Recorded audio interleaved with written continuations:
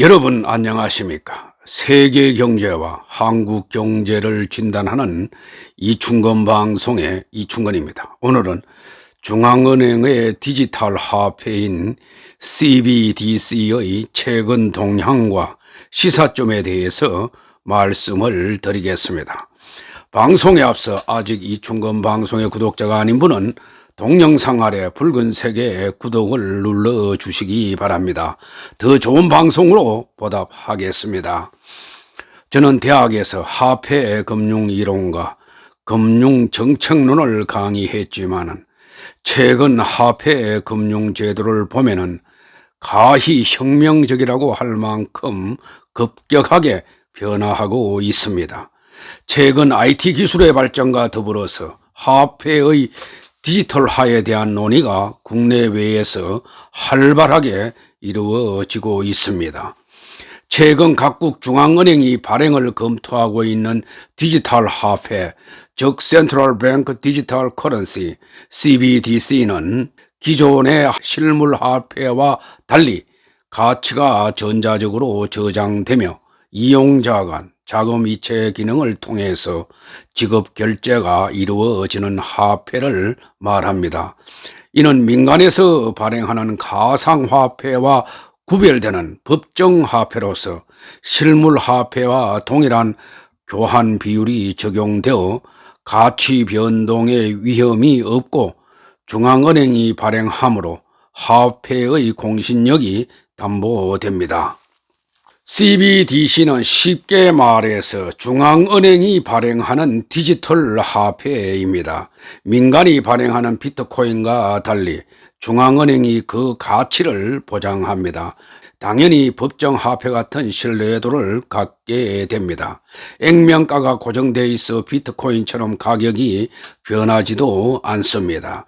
전자적으로 저장, 유통된다는 점을 빼면은 지폐나 동전 같은 실물 화폐와 다를 바 없습니다. 2009년 비트코인을 비롯한 다양한 암호화폐가 처음 등장한 이후 가파른 가격 상승을 보이며 세간의 주목을 받았으나 극심한 가격 변동성과 화폐가 갖는 지불 수단으로서의 한계 등이 노정된 바 있습니다. 세계 66개 중앙은행 86%가 CBDC 개발을 위한 조사를 진행하고 있다는 국제결제은행 즉 BIS의 보고서도 이를 뒷받침하고 있습니다. 금융 포용 수준이 낮은 캄보디아와 티니지, 케냐 등에서도 CBDC 발행을 검토할 정도입니다. 중앙은행의 디지털 통화는 암호화폐와 달리 거래 효율성과 안정성이 높다는데 착안한 것입니다. 현금뿐만 아니라 중장기적으로 민간 암호화폐의 수요를 대체할 수도 있습니다. 가장 앞서 치고 나가는 중국은 작년 중반부터 수저우, 선전, 청두, 숭안신구에서 디지털 위안화를 시범 운영해 왔습니다. 디지털 통화 시대의 주도권 확보 경쟁, 특히 미 달러 패권의 도전장을 내미는 국가적 야심까지도 포함된 것입니다. 언뜻 보면 CBDC가 도입되어도 달라질 게 없을 것 같습니다. 이미 대부분의 사람들이 신용카드와 모바일 간편 결제를 이용해서 현금 없는 삶을 살고 있기 때문입니다. 결제와 송금은 이미 모두 디지털로 이루어지고 있습니다. CBDC에는 기존 금융 시스템을 뒤바꿀 수 있는 차별성이 숨겨져 있습니다. 바로 은행 계좌나 신용카드가 없어도 결제와 송금이 가능하다는 것입니다. 기존 화폐는 중앙은행이 발행해 은행에 공급하고 은행 계좌를 통해서 개인과 기업에 전달되는 방식으로 유통됩니다. 개인은 화폐를 예금 형태로 은행 계좌에 넣고 신용카드나 간편 결제에 연동해서 사용합니다. CBDC는 이런 과정이 필요 없습니다. 기업과 개인이 보유한 블록체인 지갑, 즉 전자지갑이 바로 계좌입니다. 월급이나 사업소득이 은행 등 금융회사를 거치지 않고 블록체인 상의 장부를 통해서 개인의 전자지갑에 바로 들어가게 됩니다. 송금과 결제는 전자지갑 앱으로 하게 됩니다. 현재 중국이 시범 운영 중인 CBDC인 DCEP, 즉 디지털 커런시, 일렉트로닉 페이먼트, 디지털 통화 및 전자결제는 중국인민은행이 주요 은행에 DCEP를 발행하고 이들이 다시 개인에게 배포하는 형태를 띠고 있습니다. 중간에 은행이 끼는 것입니다. 그렇다고 은행 계좌를 거치는 것이 아니라 각 금융기관에서 만든 전자지갑을 통해서 개인에게 전달됩니다. 개인은 스마트폰의 전자지갑 앱으로 DCEP를 송금 결제합니다. CBDC는 미국뿐만 아니라 중국과 유럽, 심지어 우리나라도 도입을 검토 연구하고 있습니다. CBDC가 도대체 어떤 역할을 하기에 비트코인 값을 뚝뚝 떨어뜨릴 만큼 강력한 영향력을 발휘하는 것일까요? 금융업계는 화폐 혁명의 진정한 게임 체인저는 비트코인이 아닌 CBDC, 즉 중앙은행 디지털 화폐라고 전망하고 있습니다. 가상화폐 비관론자인 누리엘 루빈이 뉴욕대 교수마저 앞으로 3년 안에 우리가 보게 될 가장 큰 혁명은 CBDC라고 했습니다. 실제로 4월 21일에는 제닛 옐런 미국 재무장관은 미국이 본격적으로 디지털 달러 도입에 나설 수 있다고 했고, 제롬 파월 미국 연방준비제도 즉 페드 의장도 4월 23일 중앙은행의 디지털 통화 개발을 매우 신중하고 투명성 있게 접근할 것이라고 했습니다. 다음은 CBDC의 장단점에 대해서 말씀을 드리겠습니다. 먼저 장점은 결제 과정이 단순화되고 거래 비용이 절감되어 금융의 효율성이 높아집니다. 특히 저소득 소외 계층의 금융 접근성이 높아지게 됩니다. 이 때문에 미국 의회에서도 CBDC 도입 얘기가 나오고 있습니다. 돈 풀기와 유동성 조이기 등 중앙은행의 통화정책 효과도 커질 수가 있습니다. 중앙은행이 기업과 개인의 가상화폐 지갑에 바로 돈을 꽂아주는 방식으로 곧장 민간에 돈을 풀 수 있어 신속한 정책 실행이 가능해지는 것입니다. 현재는 중앙은행이 돈을 풀어도 시중은행이 이 돈 일부를 중앙은행에 다시 예치해버려 정책 효과가 제대로 나지 않을 수도 있었습니다.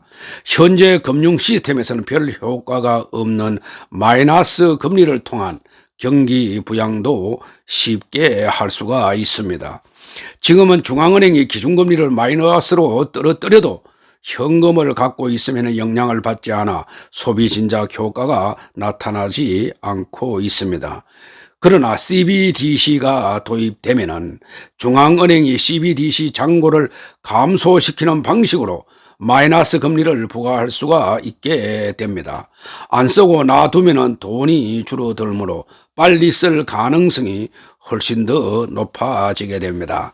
지하경제 양성화에도 기여합니다. CBDC는 디지털 형태로 발행 유통되기 때문에 현금과 달리 거래 내역이 모두 블록체인에 남게 됩니다.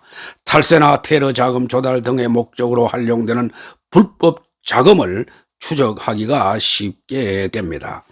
지하경제 규모가 큰 개발도상국에서는 세원이 투명화되면서 세수 창출 여력이 확대되는 효과를 얻을 수도 있습니다. 그러나 CBDC의 단점도 있습니다. 원장의 거래 내역이 일일이 남는 것은 양날의 칼입니다. 중앙은행이 개인과 기업의 모든 거래 내역을 들여다볼 수 있어 개인정보 침해 소지가 있습니다. 중국의 중앙은행인 인민은행은 이 때문에 DCEP를 통제 가능한 익명 시스템으로 구축하겠다고 합니다. 자금 세탁과 테러, 탈세, 온라인 도박 등만 감시한다는 것입니다. 그러나 미국 싱크탱크인 신미국 안보센터 CNAS는 중국 공산당이 DCEP로 시민의 경제활동에 대한 방대한 데이터를 확보해서 징별적 권력을 행사할 것이라고 지적했습니다. DCEP를 이용한 무역거래와 해외 금융거래는 중국 정부의 감시권에 들어가는 것입니다. CBDC는 국가가 보증하는 안전자산이므로 시중은행에서 대규모 예금 인출이 일어나 CBDC로 가는 디지털 뱅크런이 발생할 수도 있습니다. 은행의 예금이 감소하는 것입니다. 이에 따라 은행의 자금 조달 비용이 커지고 대출 여력이 줄어들게 됩니다. 이는 기업 투자와 가계 소비 위축으로 이어져서 경제 전반의 활력을 저해할 수도 있습니다. 카드사와 간편 결제 회사도 큰 타격을 입을 수가 있습니다. 신용카드나 간편 결제를 쓰지 않고 앱을 이용해서 바로 상대방의 전자지갑으로 돈을 지불할 수 있기 때문입니다. 금융회사가 수수료 수익을 내기가 더 힘들어진다는 것입니다. 현재 CBDC의 가장 앞선 나라는 중국입니다. 중국 정부는 디지털 위안화 발행 및 유통의 드라이브를 걸고 있는 가운데 2021년 금년 설 명절 기간에 베이징, 선전, 슈소, 청두 등 대도시에서 시민들을 대상으로 약 9천만 위안, 약 156억 원 규모의 디지털 결제 테스트를 진행했습니다.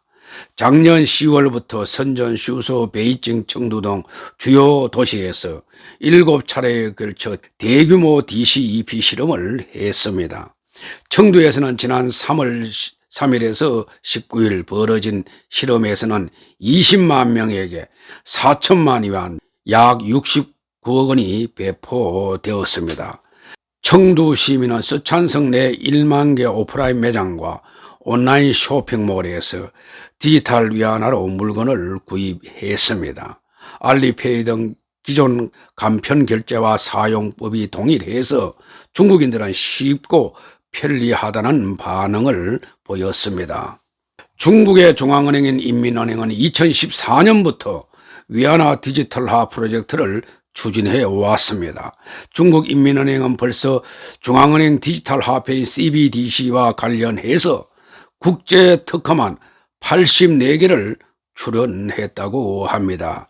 인민은행이 출연한 특허들은 디지털 화폐를 기존의 은행 결제 계좌 시스템에 통합시키는 기술들을 담고 있습니다.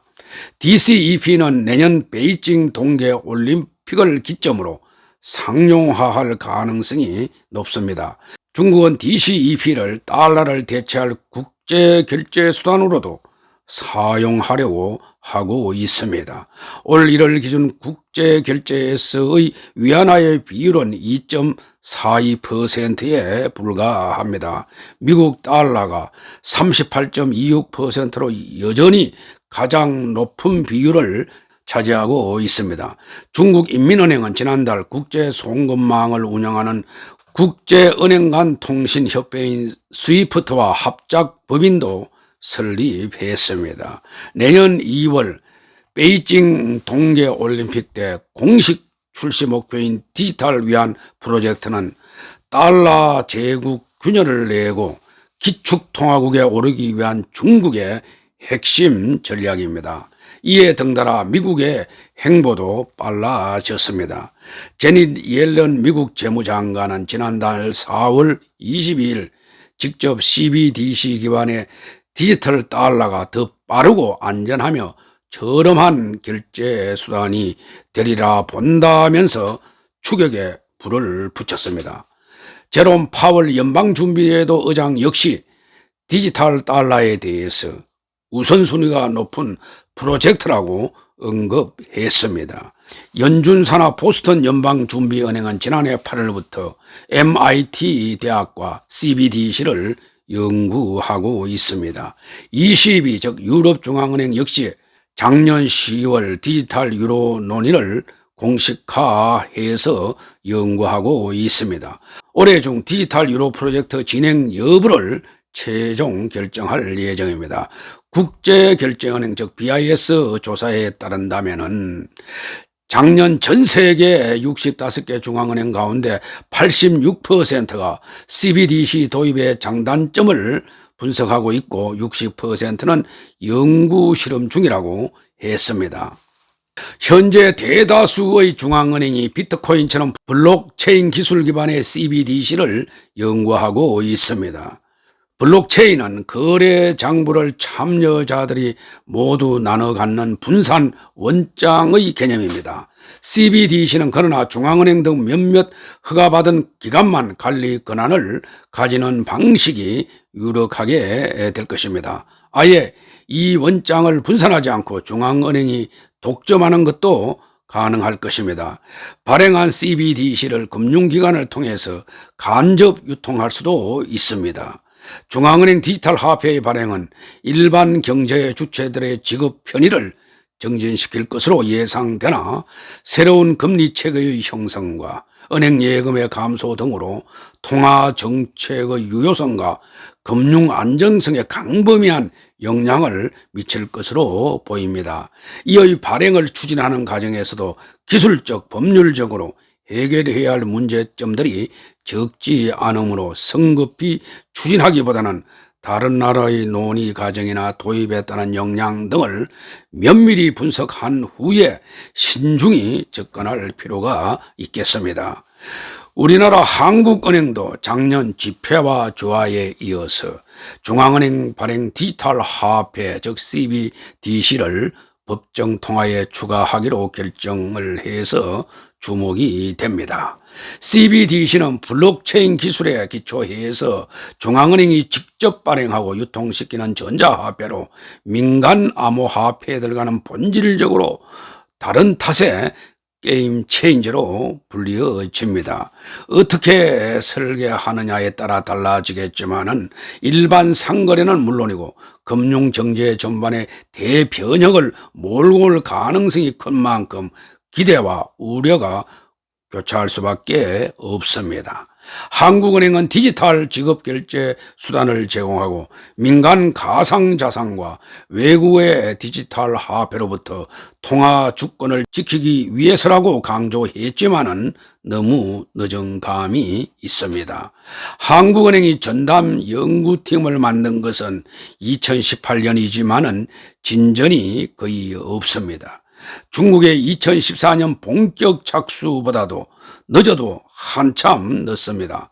다만 한국은행은 금년 6월부터 중앙은행 디지털 화폐인 CBDC 관련 모의 실험을 시작한다고 했습니다. 한국은행은 CBDC가 나올 경우에 비트코인 등 기존 가상자산 암호화폐들을 일부 대체할 것으로 기대하고 있습니다. 제롬 파월 미 연방준비제도 의장은 먼저 하는 것보다는 제대로 하는 것이 더 중요하다고 했습니다. 디지털 달러에 신중한 미국도 보스턴 연방준비은행이 MIT 대학과 협업해서 수년 전부터 가상 CBDC를 개발하고 테스트 중일 만큼 준비는 철저하게 하고 있습니다. 캐나다와 영국, 일본, 유럽연합, 스웨덴, 스위스 중앙은행도 작년 초 미국 연방준비제도인 페드와 CBDC 연구그룹을 구성해서 연구를 하고 있습니다. 현재 시범 사업이 진행 중인 중국과 스웨덴의 경우를 포함한 대부분의 CBDC는 중앙은행과 은행으로 이루어지는 2단계 체제를 통해서 발행 유통되는 형태를 취하며 중앙은행이 최종적으로 거래 완결 검증을 책임지기 때문에 사용이 자국 내로 제한될 것 같습니다. 향후 국경 간 거래 및 환전 등의 소매용 CBDC가 통용 가능하기 위해서는 자국의 CBDC를 상대국과의 협약을 통해서 해당 국에서 사용하는 방법과 둘째, 국경 간 거래 및 환전이 가능하도록 국경 간 상호 운용성이 보장되는 멀티플 CBDC를 구축하는 방법, 셋째, 전 세계적으로 유통 가능한 새로운 글로벌 CBDC를 도입하는 방안 등이 본격 논의될 것으로 예상됩니다. 향후 국경 간 거래가 가능한 소매용 CBDC를 도입하기 위해서는 보다 긴밀한 국제적 논의 및 협력을 통해서 구체화되어야 할 것입니다. 중앙은행 디지털 화폐 즉 CBDC가 도입되면 비트코인 등 암호화폐는 가치 저장 수단 내지 자산 가치로서의 기능은 계속하겠지만 화폐 가치로서의 기능은 하락할 것으로 보입니다. 우리나라도 디지털 화폐에 대한 도입 여부와 준비는 철저히 하되 속도를 내고 도입 시기와 실시는 신중하게 접근해야 할 것입니다. 오늘 방송은 여기서 마치겠습니다. 제 방송을 끝까지 시청해 주셔서 감사합니다.